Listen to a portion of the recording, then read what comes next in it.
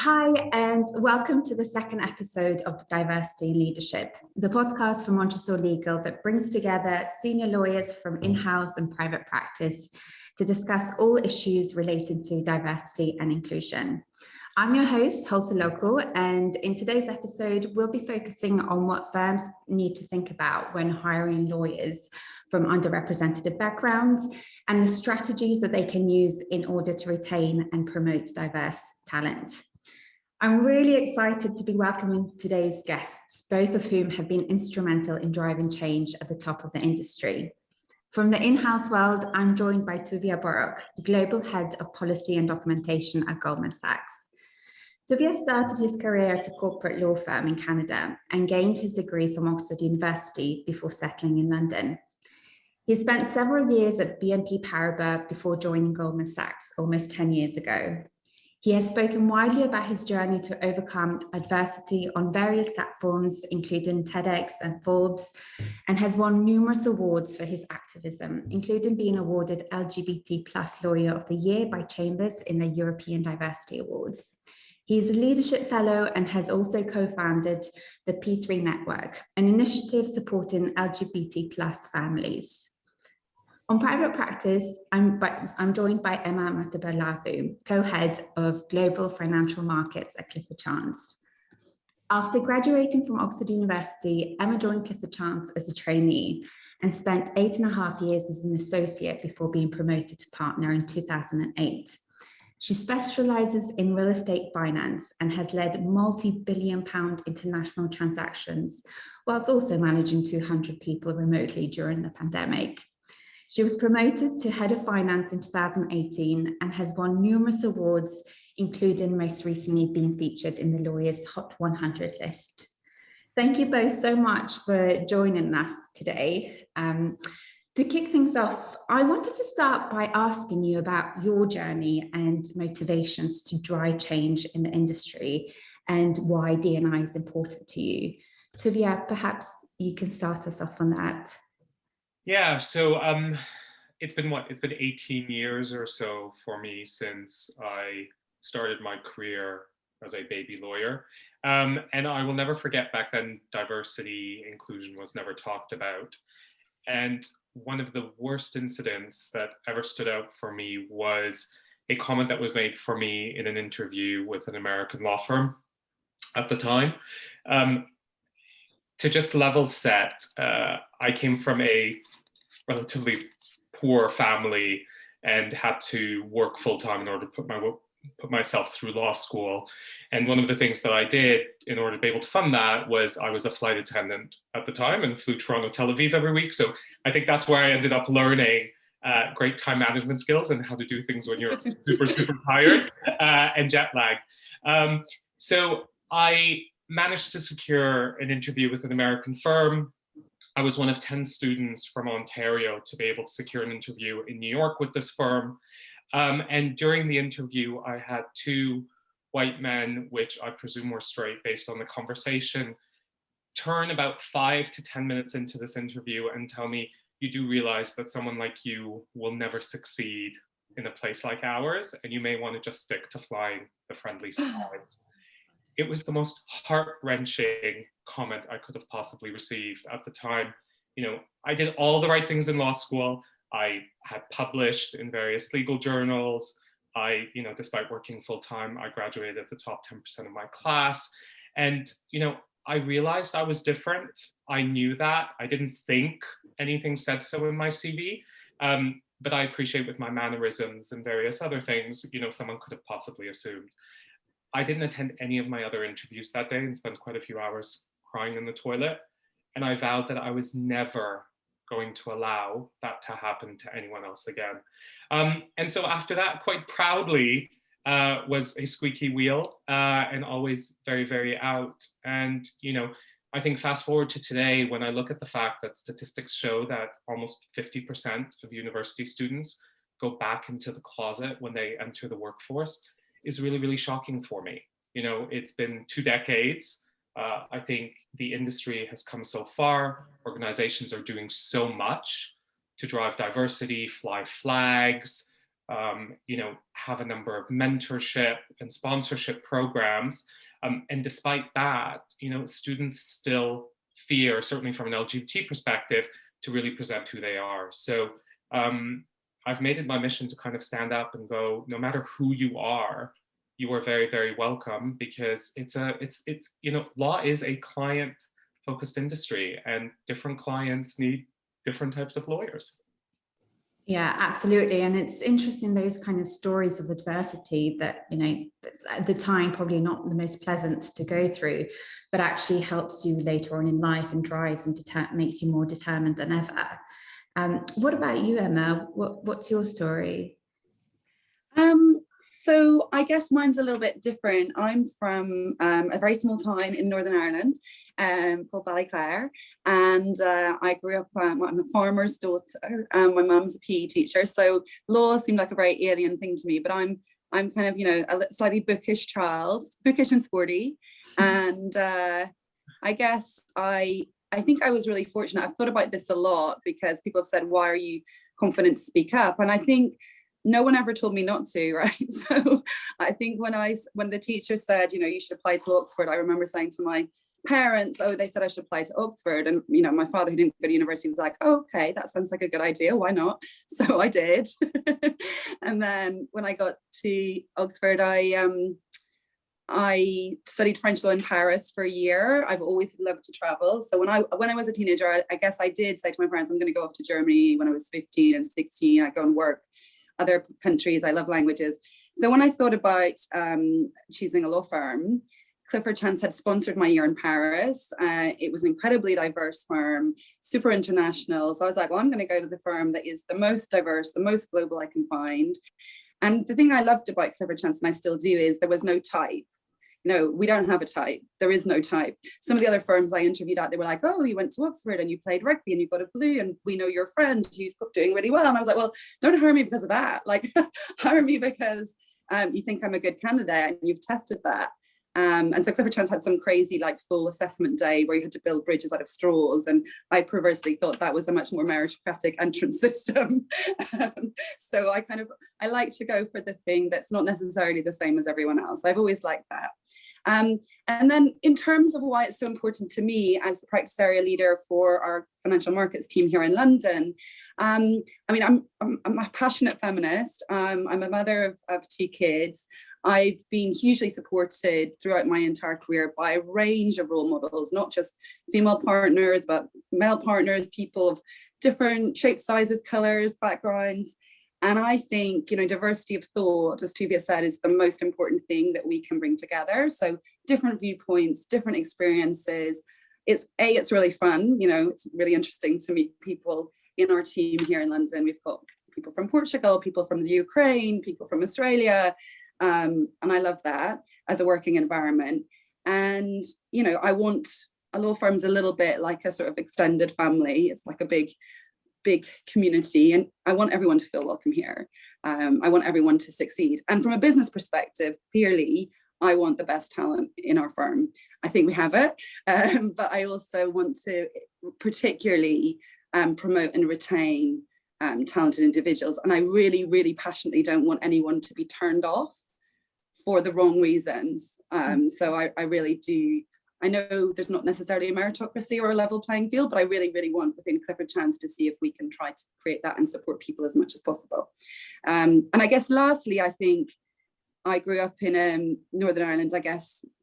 I was born in the 1970s. So I'm very, very aware of how you can other people and create a civil war. So I'm very anti-silos, I'm very anti-labels. And so for me, the diversity piece has been slightly troubling because I don't want to sort of think that, Tuvia is a gay man and I'm a white woman. I kind of just want to think about Tuvia and Emma and everyone in that context. So for me, one of the interesting things in this space is diversity and inclusion.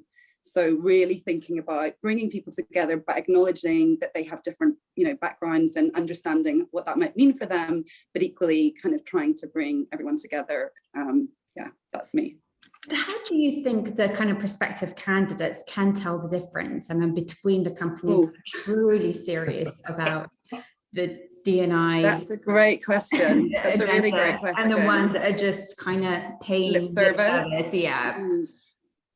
Yeah, I think that's a really fantastic question. And it's actually something I've been thinking about a lot again in my role, because, you know, as a firm and certainly as a management team and our you know, managing partner, our senior partner, hugely committed to the diversity and inclusion agenda. I'm sure we'll come on to talk about targets and things in a moment. And as Tuvia said, there's lots and lots and lots of initiatives we've been running in the firm for a very long time, most of my career. But I do think there's also a question of how that translates into everyone's everyday experience. And I also wonder whether there's a kind of trust element there as well. And I think particularly in the pandemic, it's quite difficult. So we've got lots of good people. I think most law firms, you know, most lawyers believe in equity and fairness and justice, and that's, you know, something that drives us all. And so they'd be horrified if they thought they were not behaving in a fair way. But there's also, I think, a potential lack of trust, perhaps, in the overall lawyer population or business services population, if they don't hear and see that behavior on a daily basis. So I think it's really difficult, because I think people have great intentions, but that doesn't necessarily mean that that's how everyone feels every single day. So I guess in answer to your question, we're very much thinking in terms of living the experience, and that is how we aim to behave in terms of our values and our culture. So I think that's the answer. How you can tell that from the outside, I don't know. But it's, look, I love the way you say that, right? It is about the lived experience, and that's where the difference is. There's the corporate hymn sheet, and you can read beautiful brochures and great websites and go to talks, right? But at the end of the day, it's about talking to people, and talking to people at the law firm, talking to people at the, you know, in the in-house team. The more people you talk to, you really start getting a sense of what the culture is like. And is it just paying lip service, or is it actually genuine? And to be honest with you, I think one of the greatest things, I know for me at least, that I spend time telling people is, I tell them, you know, where we get it wrong, because you're not always going to get it perfect. And actually, I think those organizations where you have people say, look, I know we try really hard and we get this. Are there going to be some bad apples? Yeah, that's a reality. That's just life, right? But just because you sometimes have some bad apples, it's not representative of the entire organization. And if people can put up their hands and say, look, this is where we get it really, really great. This is where we're still working on it. I think that honesty goes to the trust point that you mentioned, Emma, right? Yeah. That's where you really know that an organization truly cares about creating that, you know, that family fabric. Absolutely. And when managers and senior level people come across as human and empathetic, it does tend to make huge difference. And I hear that from stories from junior associates where they don't feel like they're being understood. From the manager's perspective, if they are managing people that are completely different backgrounds to what they are, do you have any advice as to how they can come across as or be more empathetic, even though, you know, they've got very different lived experiences? As a leader, though, it's my responsibility, if I do my job right, to know my people and to learn to understand my people. The onus is on me to do that. And so I think, you know, one of the things we always talk about is authentic leadership, right? And how can you have authentic leadership if you're not being willing to be open to talk about your experiences as a leader and your challenges, but likewise then to create a safe space where you can listen to your people and to get to know them. And that's really what this comes down to, right? We should all be spending time with our people to understand what their day-to-day lives look like, what their challenges are, what their realities are, because that's the only way that we also know that we can help support them to get the best out of them, right? So there's the business incentive for that. But if you get the best out of your people, they will be committed and they will be happier. And so if I think about the pandemic, and I know, you know, there are a lot of negative things that came out of the pandemic, I think one of the things that's really shown through for a lot of leaders as well, and a lot of teams, is the real authenticity, right? Kind of that veneer or that uniform has dropped away. People living at home, we start seeing the real people, not, their corporate uniform selves.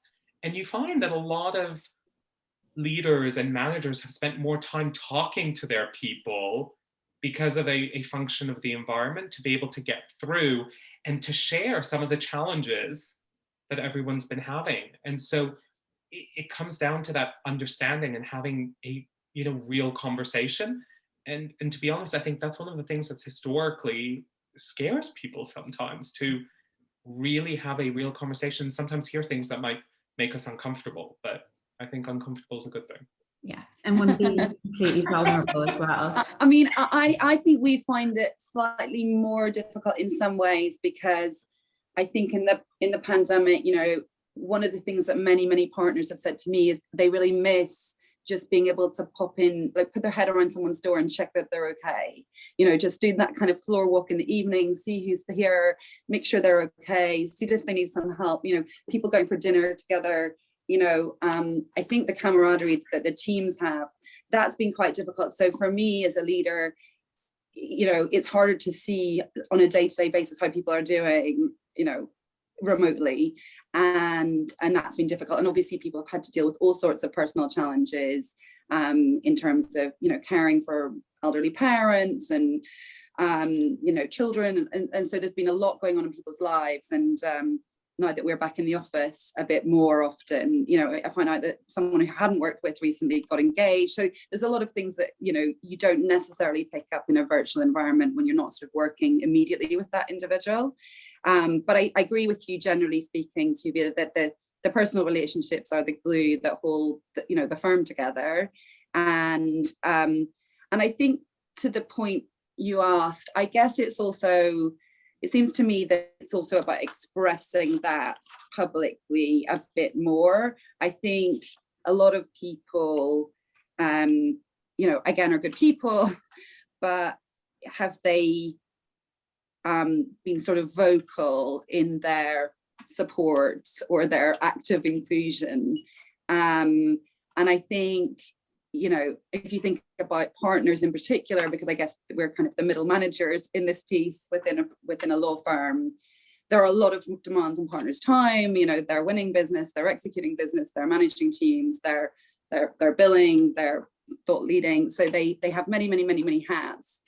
And I think it seems to me that one of the issues is that maybe being neutral for some people is fine, but for others who perhaps have greater needs for support, they read that as negative.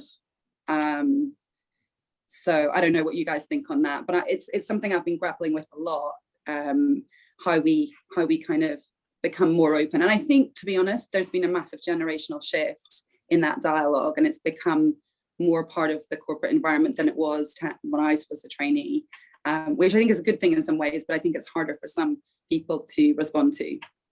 Absolutely. There's something I want to go back to that you mentioned around the challenges of the pandemic, and that it's made it harder. I found that it actually brought my team closer together, right? And it just shows we all have different experiences through it. But at the start of the pandemic, I still was a practicing attorney and was heading up a team in-house. And one of the things that I know I was adamant about was this whole check-in, and how you do the check-in and how you keep some of the camaraderie going. And so we did, at first it was forced, but I think people really bought into it. There was twice a day check-ins. So first thing in the morning and end of day. And it was never to talk about anything work. It was never to talk about anything COVID. Neither was allowed. Yeah. And what turned around and worked really well for our team is every morning we played Two Truths and a Lie. And we went around, and you started learning things about people that, in the office, yes, you've got the banter and you turn around and you talk about, clients or things that are going on or what you did on the weekend, but you don't always get the same information that you get, playing this Two Truths and a Lie, which was brilliant, doing that for weeks on end. And interestingly, at the end of the day, we turned to doing various singing competitions, and various other things, which was just, it, you know, across all levels, everyone was just equal, and it just really broke it down. And if I think back, I realized that I got to know things about people in my team in a way that, had we been in the office, I never would have. And I really cherish and value that. And it's a really interesting way of, instead of asking, how are you okay, to go kind of completely around that and just can get your mind off completely, I guess, the pandemic, which I'm sure it sounds like a very interesting and fun way to do that. we can break out into song. Are you ready for that, Tuvia? That this is. I came prepared. You're always prepared. Always prepared. I think our associates got a little bit fed up of Teams, Zoom, you know, quizzes, pub quizzes, and what other events do we do? A little casino night, that was quite fun. Cocktail making, all of that. Amazing. One of the things I was saying, that I think, you know, to the point you and I were discussing about humanizing and the vulnerability and the authenticity, especially, you know, when you get to the partner level. And so when you think of your most junior population, right, when would they ever learn some of these insights about their seniors? Like, you know, if we even went out for drinks or we went out to a restaurant, a lot of my storytelling through Two Truths and a Lie would have never come out. And so actually, I think, well, the feedback I had is it normalized me and it humanized me. So actually, folks feeling that they wanted to share or could share, like, it created that trust and that safe space, you know, that you were talking about earlier. Yeah. To create a family environment. Absolutely.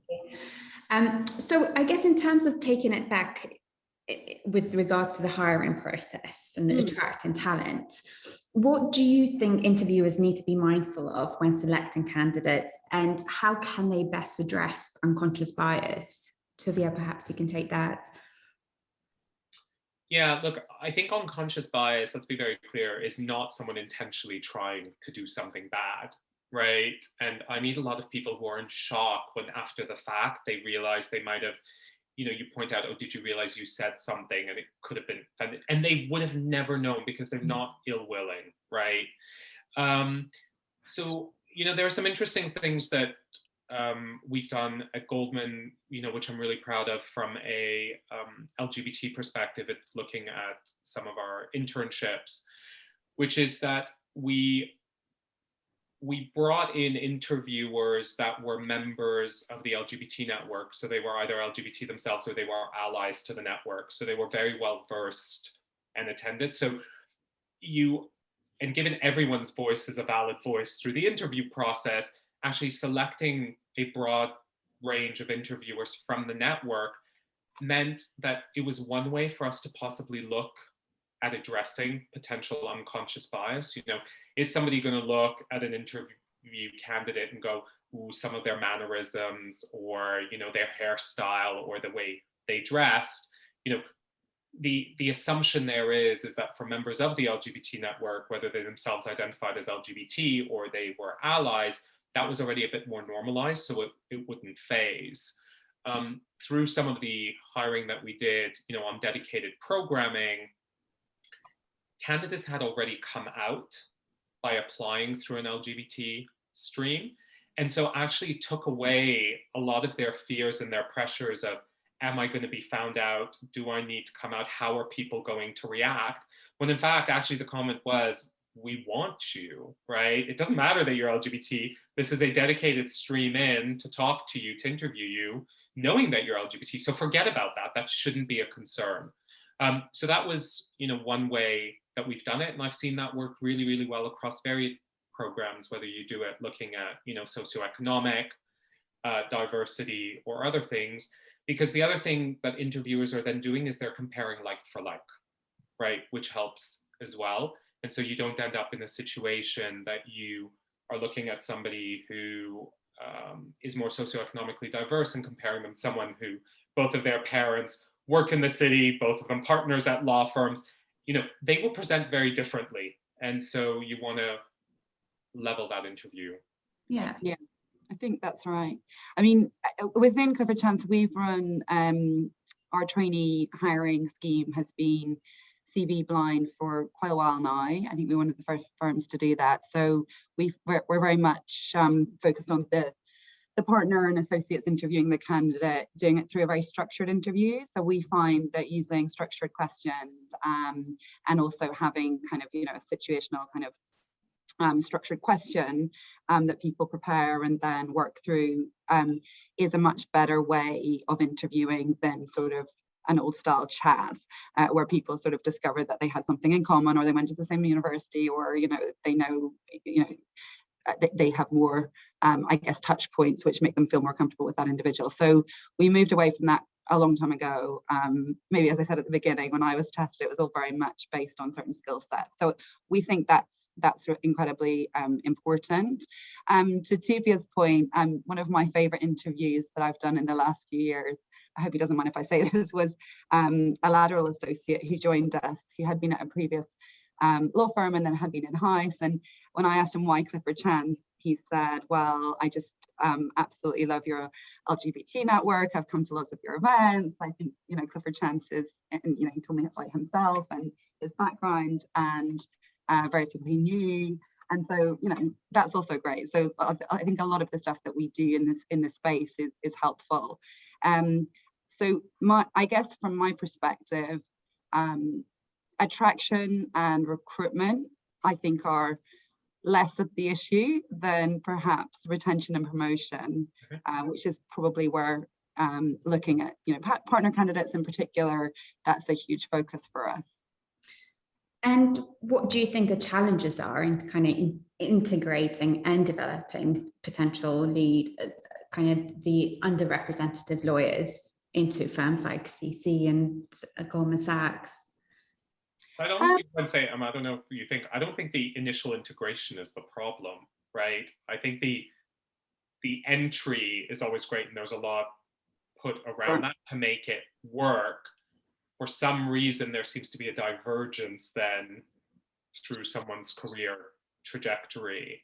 And that's where, your point is on the retention piece. So they're fully integrated. It's the next part of their career journey, really. Sometimes, though, I think the entry can be a little bit difficult. So, for example, when hiring experienced lawyers, how can you persuade hiring managers to look beyond the tightly defined skill set and hire the candidates from underrepresented backgrounds based on their potential?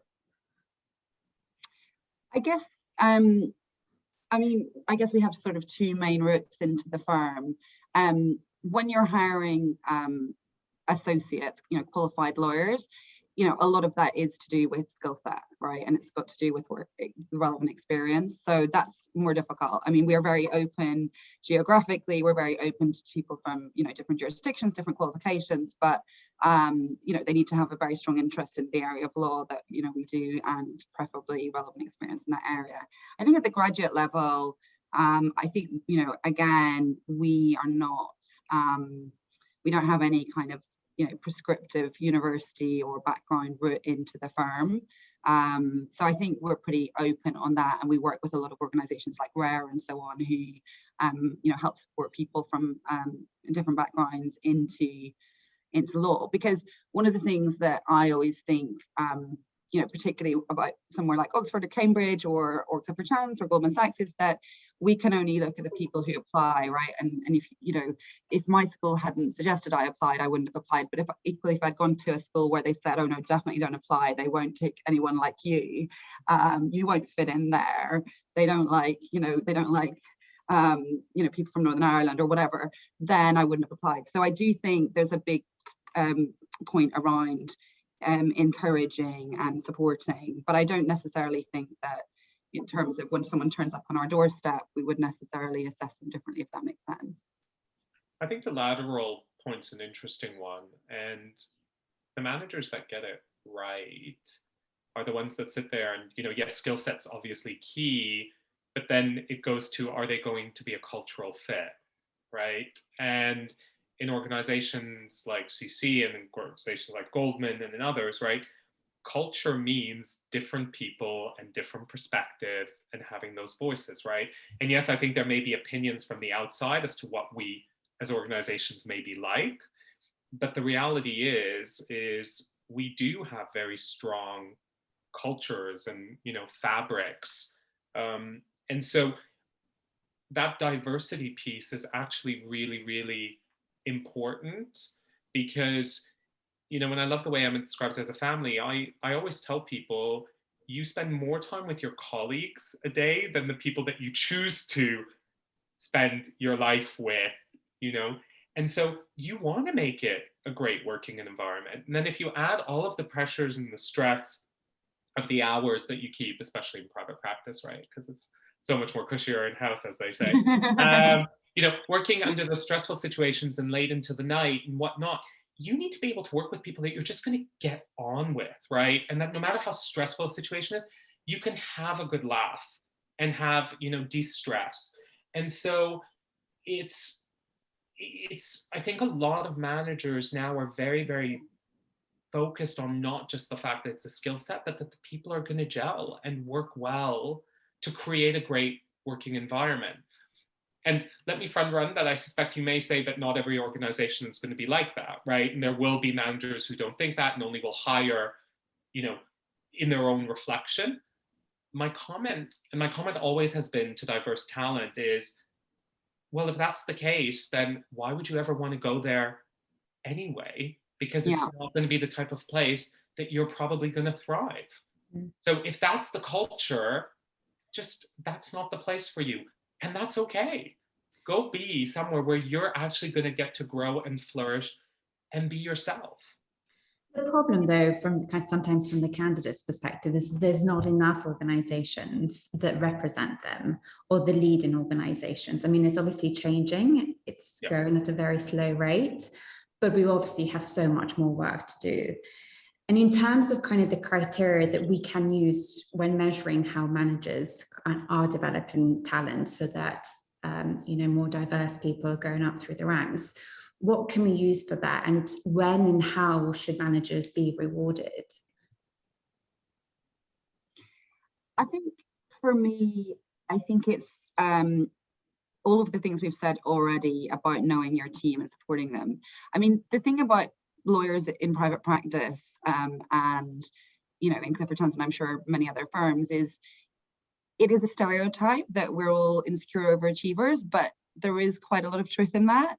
So when you're appraising and developing people who've only ever been straight A students, have only ever been, you know, top of their class all their lives, it's quite difficult in an environment like this. People find it quite difficult to not to accept constructive feedback, but rather it impacts their self-image quite a lot. And so I think that some people are more robust than others, and that often relates to background and whether or not you think you deserve to be here in the first place.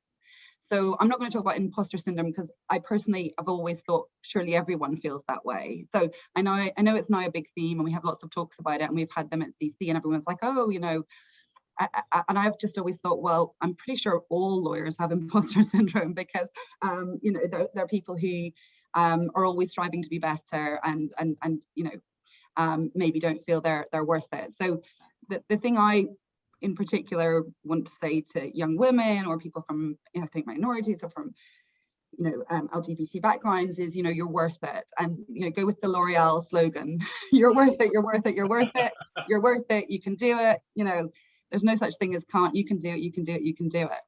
And I think, you know, certain people with certain backgrounds will find that easier to believe than others.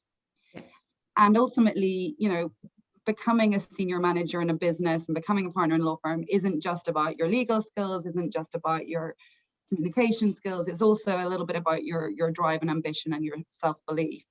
And if you have had, I guess, more negative experiences in life, or you've been conditioned in some way to believe that people like me don't deserve this, then it's harder for me as your manager to persuade you that yes, in fact you do. So that for me is a big part of it. And I think sometimes an absence of that kind of support means that people self-select out of the race, which I think is a great shame, because I'm like, no, keep going, you can do it. So yeah, so maybe cheerleading, that's what we need from senior managers. Yeah. On people self-selecting themselves out, like one of the things I love talking to especially university students about, or those early on starting their career that say, but I'm so different, I've had all these difficulties in school. The number of LGBT students who talk to me about the fact that how do they talk away that they had a really bad year that they need to repeat because coming out was so hard that they tried to take their life, and so on and so forth. I turn around and I say to them, do you realize that your experiences make you a stronger candidate? Because actually, when I say to you, how will you perform in a really high stress situation? Do you have resilience? How would you do all these things?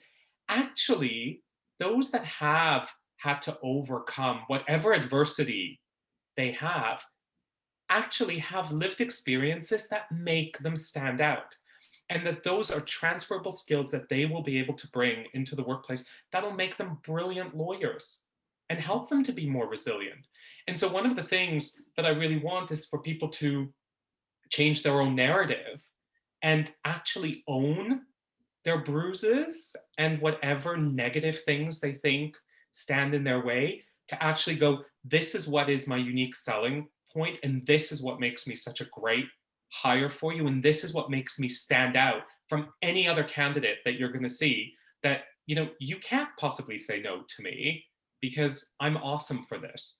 And, it's, I think the tagline I use is, I want folks to create their own narrative. Take whatever it is and you tell the story the way you want the story to be told, rather than what society says a story should be for whatever adversity you've had. And do you have any practical tips to for people that haven't got people like you empowering them? I guess the one thing I would say about private practice, Tuvia's already mentioned that it's a tough job, right? So we have no interest in promoting people who are not good at it. Like, it just doesn't make any sense to me. So in a way, there is a very level playing field, because if Tuvia as a client, working with me and my team, likes what he sees in terms of the quality of the work that the associates are doing, he's going to ask for them on the next deal. And if I like what they're doing, I'm going to ask for them on my next deal, and I'm going to give them, the prize in private practice for being good at your job is to get more work. So you're going to get more work. So there's a very objective way in which we're giving feedback that this is going well, you're doing well. So it's also, I think, to believe the feedback that you get, right? Don't discount it. Don't think, okay, well, they're just saying that.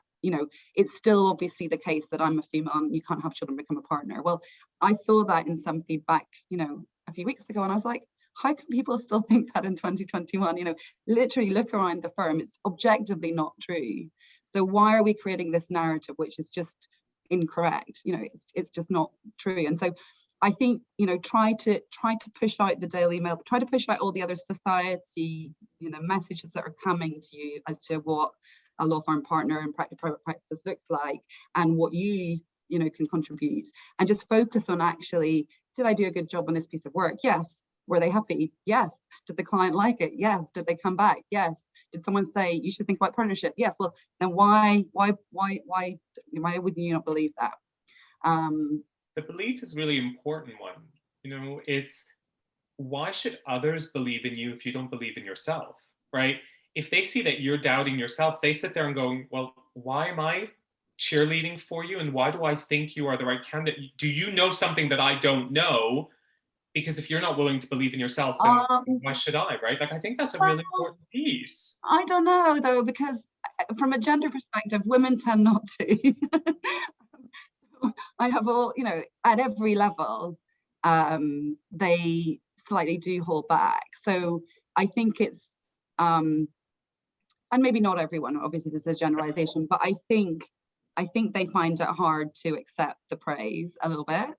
And this point about you have to be 100% good at everything in order to progress, that's definitely true of high achieving lawyers who are perfectionists. They think you have to have every single thing in order to progress. That's not true. No one does. No one's perfect, right? Everyone's got good things and other things they need to work on. So taking the feedback for what it is, I think, is quite important. Even if you aren't sort of saying, I want it, if someone else says to you, we think that you have great opportunities to progress, don't discount that feedback. I think for me, that's what I see. That's them believing it, right, Emma? They need to then hear it, take it, and ingest it and go, yes, that's right. All these people are telling me I'm having all these other cues. If I'm doubting that, then I need to figure out why I'm doubting that, because everyone's telling me I shouldn't. Yeah. And then in terms of the hiring process, women are more likely to go for a job if they've been headhunted or directly approached for that. So in a way, it's someone saying, we believe you can do this role, that encourages them to go forward. What do you think about the fake it till you make it kind of motto? Absolutely. My daughter came in to do I think a Zumba session that we did in the office. She loves to come to the office. My daughter, she particularly loves the associates in the team. And she did a little poster for it. It was fake it till you make it. And I was like, yeah, absolutely. Of course. The best thing I tell, associates and trainees to do is, say I'll do a seminar on XYZ topic within your area, and then that will force you to make sure that you're fully on top of that subject so that you can present on it. You don't need to be the expert the day that you sign up. You just need to be by the day you present, right? So I think pushing yourself out of your comfort zone is enormously important. Every single day in this job, you are progressing and learning and developing every single day for like 22 years in my case. And that doesn't stop. You have to keep putting yourself forward. You've got to put your hand up. You've got to slightly move yourself out of your comfort zone, because in my experience, if you don't, you're going to get bored, right? If you're a smart person, you're going to get good at doing whatever it is that you do. And then you're going to go, oh, well, what do I do next? So you have to keep thinking, well, I started with the CPs, next I move on to the security documents, then I start drafting the facility, then I want to do this. So there's lots and lots and lots of scope to improve your skill set, but you do have to, I wouldn't say fake it, but you do have to put yourself forward in order to develop those skills, feel slightly out of your comfort zone until you get better at it, and then you can keep, take the next step. It's fire in the belly, the way I describe it. I love people with fire in the belly. The rest they can be taught and learn, but it's that drive to go, okay, I will take on more and I'll figure it out. Right? Yes, I'll figure it out. That's the best words to hear. That's the only way I think you can have a successful career as a lawyer, because you learn certain principles. Now, I don't know about others, but I don't know that I really did any. I did not think the LSAT had anything to do with anything I did in law school.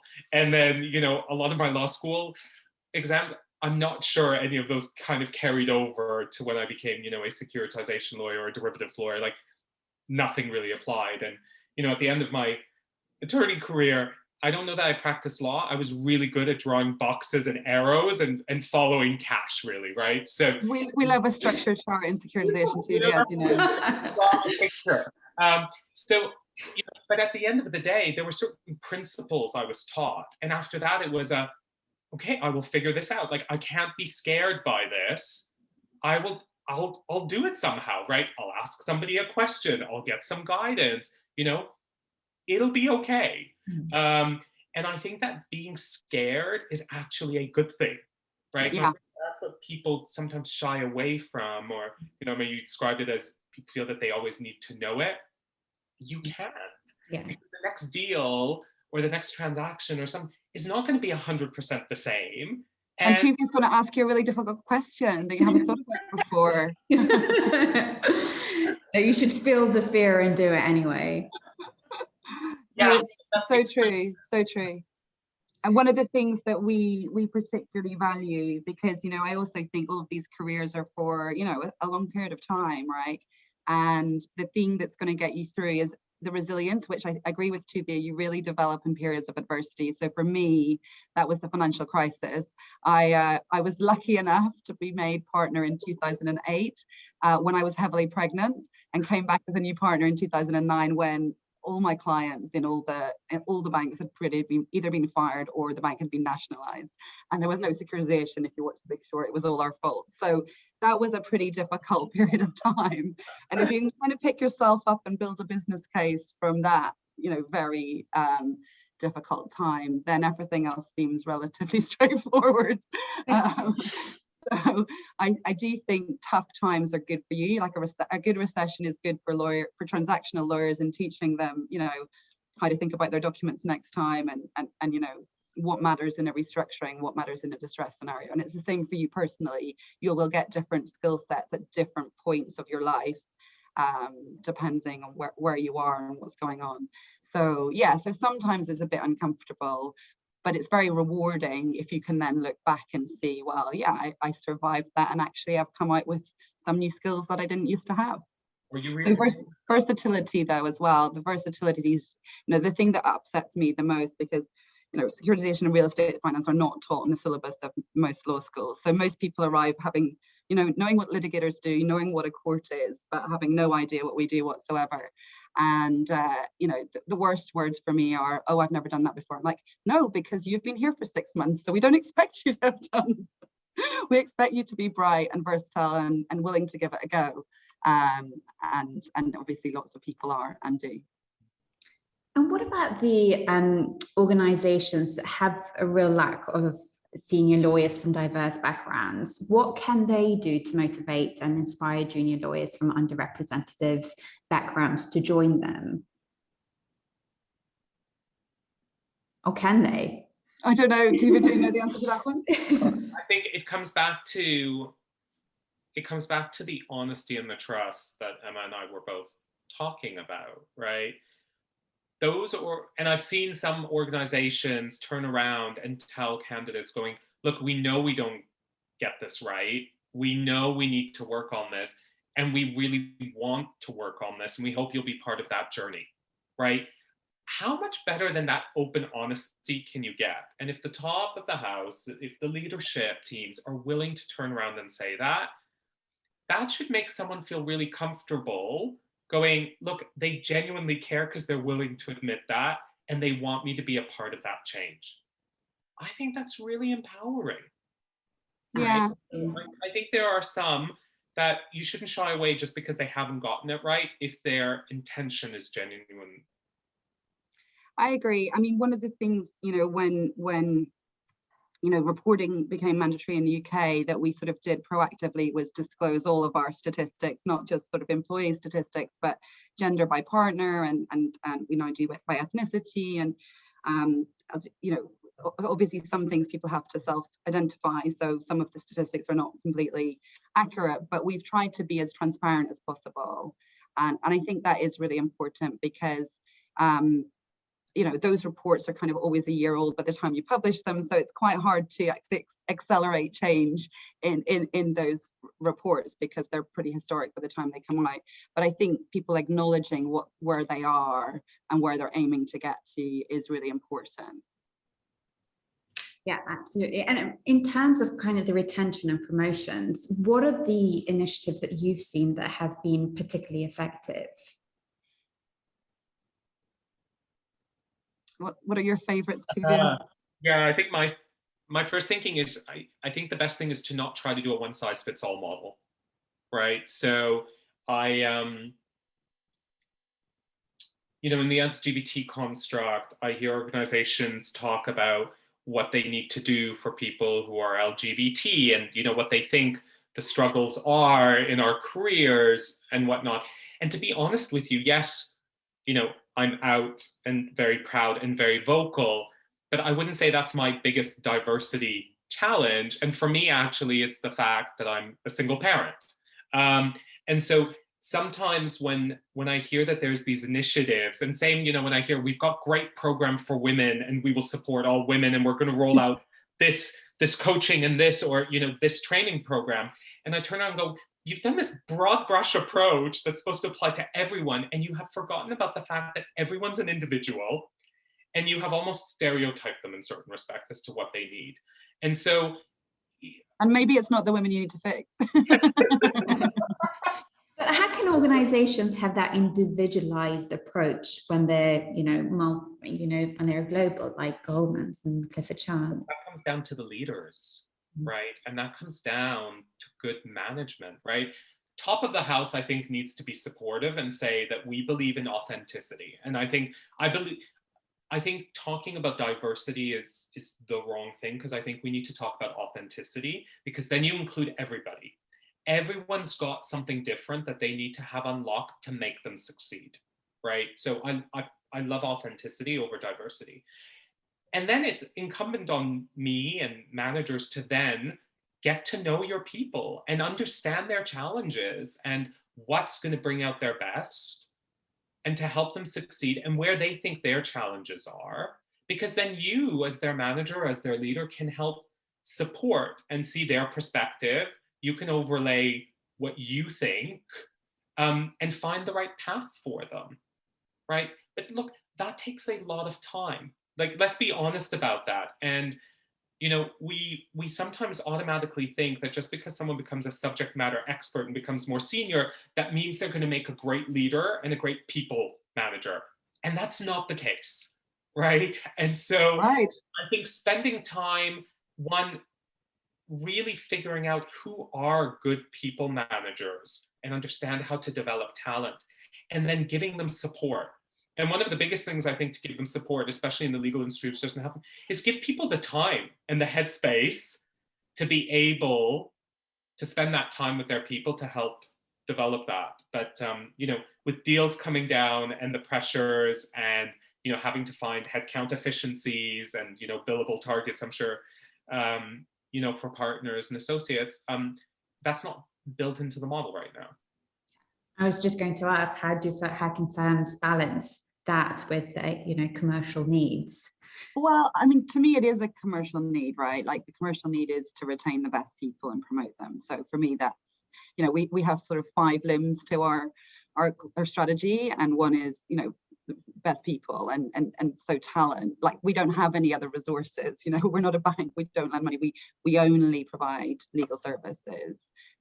So our human capital, our team is our very most important resource, and it needs to be as high quality, high performing, happy and well as we can possibly achieve. So it's really, really, really important. But I think Tuvia is right that people are pulled in lots of different directions. And I think therefore some of the structured programs are helpful for that. One of the things that we find, I think, quite effective has been reverse mentoring.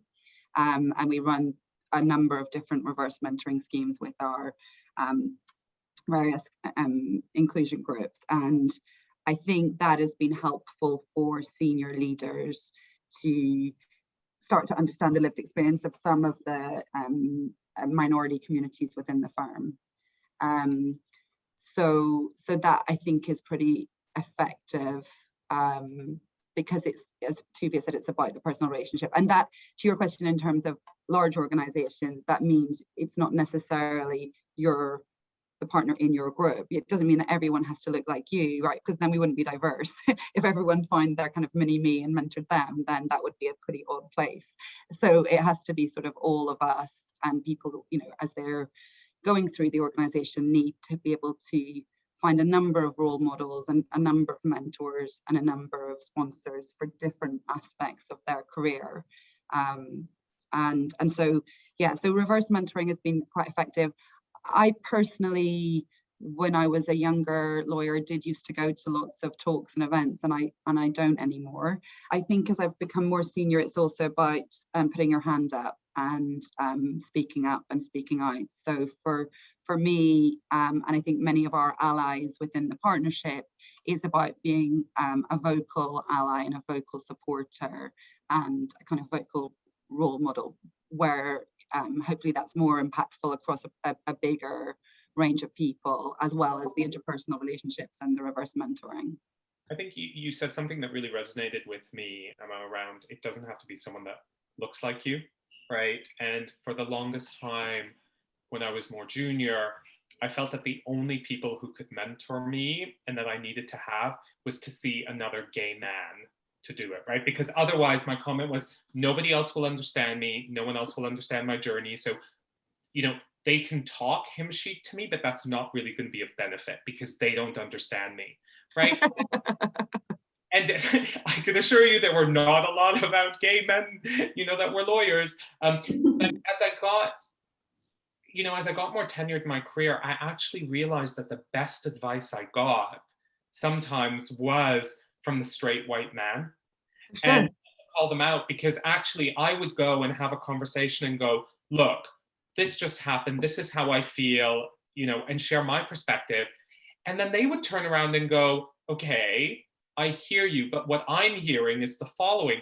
And all of a sudden, I got insight into what the majority saw and what the majority heard.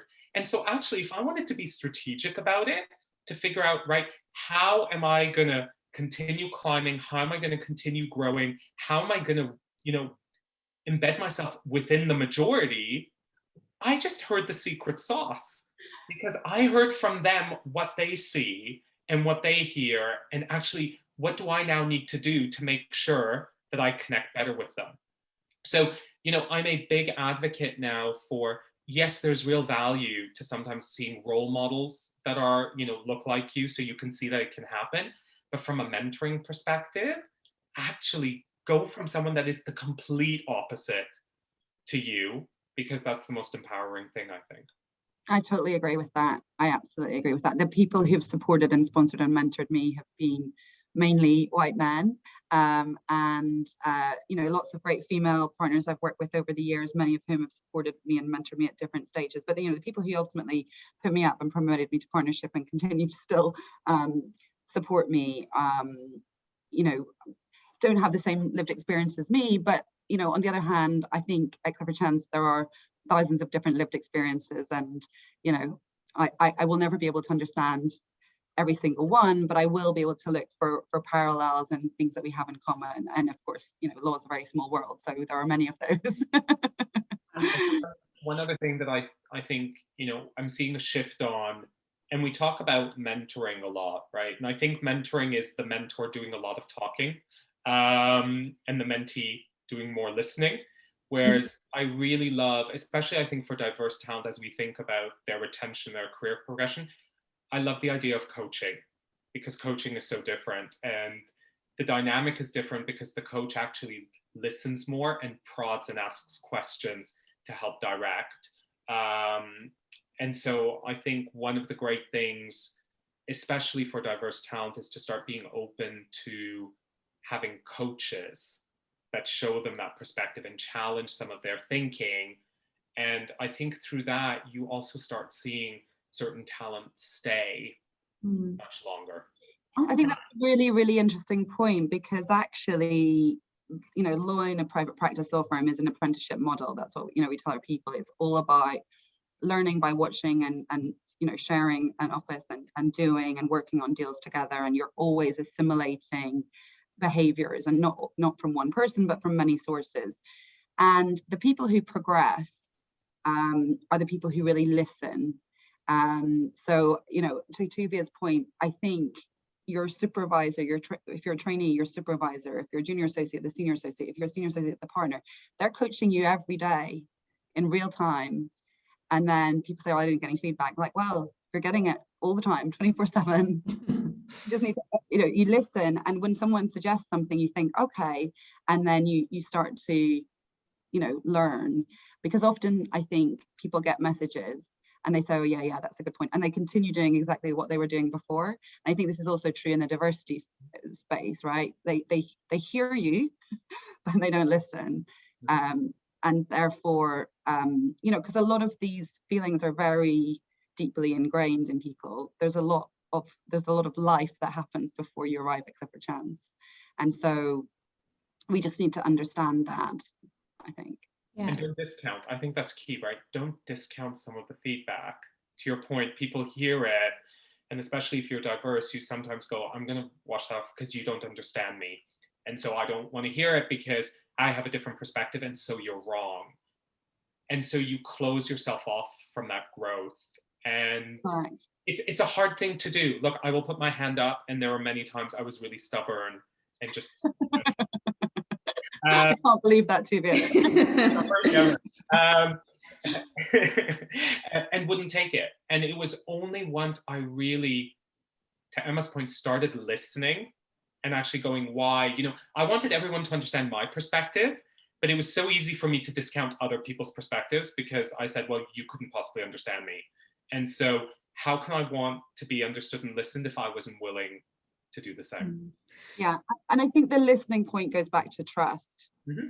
And that's why the trust in the managers is so important, because you will only really listen to someone that you trust has your best interest at heart. And that's why I kind of worry about the cynicism. Lawyers are a pretty cynical bunch. So if they think it's lip service, then again, they just massively discount the advice or the coaching. And what tips can you give to someone that has listened, but is finding it difficult to make that change in behavior, having obviously acted in that certain way for X amount of years? That's a bigger issue, right? That's not a work issue. That's really having to check in with yourself. You don't have to be diverse to do that, right? A lot of people, that's everyone, I think, are not willing to take a step back and sometimes be honest with themselves and really take stock. And that's a challenging one. And so what I sometimes tell people is, because it gets so emotional, gosh, now I'm going to really sound like a lawyer, approach it like you would a deal, right? So go look through all of the risks, right? And that's what lawyers do, right? You have to find the issues, and there's no emotion in it. Find the issues, identify the risk, how are you going to mitigate it? So approach yourself the same way. And I appreciate that's kind of really cold, and almost disconnected, but I think that's when you sometimes are the most honest with yourself then. And find someone that you trust that you can then turn around and have that conversation going, what do you think about it? Yeah, and still being sort of a little bit of a girly swat, I quite like education. So if I think I'm not that good at this, or someone's told me I'm not very good at this, I'm like, I'm sure there's a course. I'm sure I can sign up for some presentation skills training, or some negotiation skills training, or some communication skills training. Or I'm sure I was very fortunate actually, when I was in a senior associate, when I had my son, we had some coaching to return to work. And that was great, because that's a very vulnerable time. You feel very underconfident. And so someone's saying, have you thought about how you will leave? Have you thought about the messaging you will give to the people that you work with? Have you thought about how you will return? And have you thought about how you're going to cope with all these practicalities in your life that you didn't used to have with your partner? Sometimes it's practical. Sometimes it's just like, let's try and figure out how to cope with this life, how to make it work. So yeah, go and see if there's an expert who you can learn from, and also use your peers, use the people ahead of you. So for me, it was talking to female partners and saying, well, what did you do? Like, what was your childcare option? How did you figure it out? And then you feel much more reassured, and you're like, okay, well, I can do that. They did it, so I'll do what they did. Yeah. I think the way, maybe it's a bit harsh, right? But when I talk to junior talent at any level, irrespective of diversity, or even just they're new and they're analysts and they're joining, my big message to everyone is, you're not special. And I know that sounds really Me too. You're not unique. You're not, right? I'm not sure how a millennial will react to that. Yeah. Whatever you think you are going through, I assure you, many have gone through before, and many in your peer group are going through right now.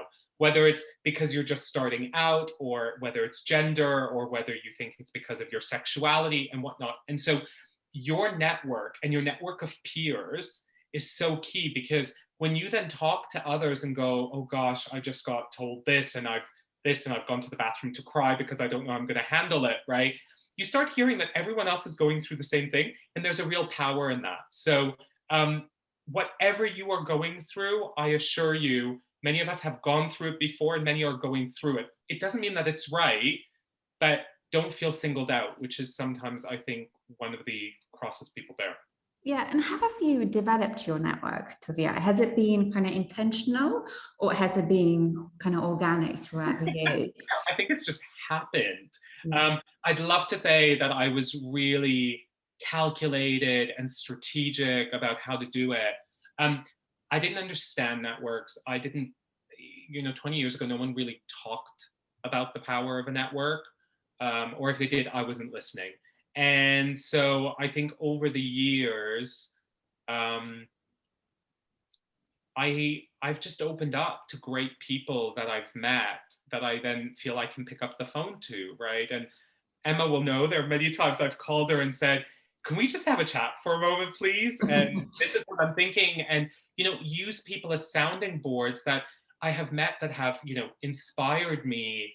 And I want to kind of learn from. And at the end of the day, who's not going to appreciate being told, you really inspire me and I value your opinion, and can we have a chat? And as you do that for others, that's the key, right? You can't just take, you need to then give as well. And I think it then just naturally happens. Yeah, same for me, very organic. I really like the people I work with, and I really like my clients, and you gravitate to people who are great people, and you stay in touch, and it's actually it's a fun job. We work with good people, and you learn something different from everyone. I think that's really important. And again, at different stages. So I don't really consider myself to have much of a network. I live in a farm, I hang out with my husband, with the pigs and the sheep and the cows in my garden. So I consider myself to be a little bit of a hermit. But professionally, I think just over the years, I've just worked with a lot of really great people, and then you start to build that out. And it is a fairly small industry. Each specialism within law, within itself, is a mini world. So you get to know your peers and your contemporaries pretty well. Amazing.